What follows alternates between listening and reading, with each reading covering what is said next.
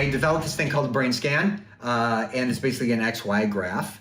Since your brain is a computer, computers crunch data, okay? So where's the data? Now, there's not a whole lot of data where the X and the Y intersect. That's called the present. There's not a whole lot going on right here and now.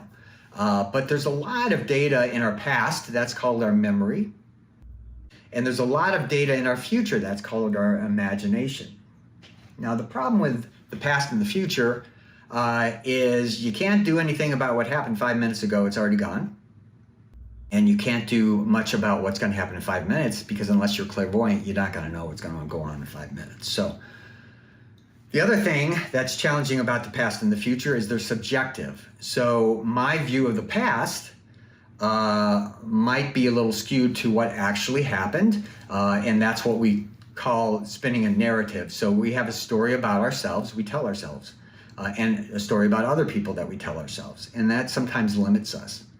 In the future, again, the imagination is a very subjective thing based on who we perceive we are.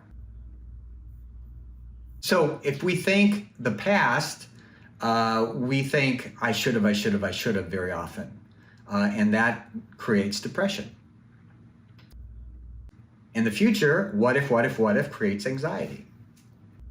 So let's pull in the y-axis of the XY graph. Where's the emotion? So the brain also scans the environment externally, and it compares, again, the external locus of control, scanning the horizon, and we compare how we're doing compared to other people or other things, or how much money we make, or what car we drive.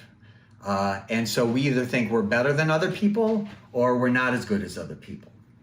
So what we do is we set up this narrative, this story about ourselves based on past, future, superior, and inferior. This is when the brain is taking over, because brains love stories. So I'm going to give a quick example here. So say in high school, so it's about the past, say I was really bad at athletics. In fact, perhaps I flunked PE, all right?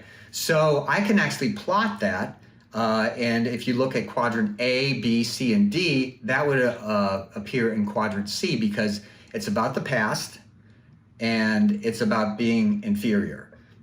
Now, if I never update that perception about myself, I'm going to drag it along, and I'm going to continue to feel unathletic and inferior in that regard. I'm going to drag it from the past to the present, and then in the future, I'm never going to join the gym because I don't want to humiliate myself. Now, your brain loves it. It's called identity, but the problem is it limits your life.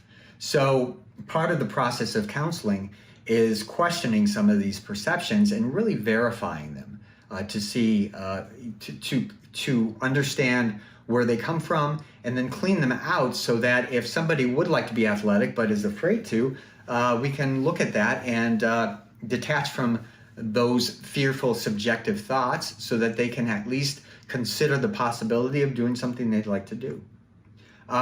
Another example would be, say in the past, say in high school, I was super smart and I got great grades, but I was a little geeky and people made fun of me. And I as a defense mechanism to protect myself in high school, I became, maybe I got a really cutting sense of humor and became very sarcastic. So that would be about the past and about me feeling superior to other people because I would be smarter than the average bear. And so that would be in quadrant A. Now, if I don't update that perception, again, I'm going to drag it along with me and to the present day. And perhaps I'm not going to, it's going to become problematic because I'm not going to win friends and influence people. I'm not going to get promoted at work because my sarcasm makes it hard to work with other people, et cetera, et cetera. Again, identity, brains love it, but does it help you in the bigger picture? So really the key to this cognitive behavioral therapy intervention is to take the value judgment out of it. So I'm not better than you, or I'm not worse than you. I'm the same as you, or I'm different than you. I've got different viewpoints or the same viewpoints. I'm a Democrat and you're a Republican. I'm a Republican and you're a Democrat. But it doesn't matter because they're thoughts, okay? So that one's not better than the other. They're just differences in opinion. And then if we can take the past out of it and the future out of it, then where happiness occurs, the target is to neutralize our judgment about ourselves and others, live in the present, not the past. Because again, the past is depression and the future is anxiety. So happiness is in the here and now, the moment.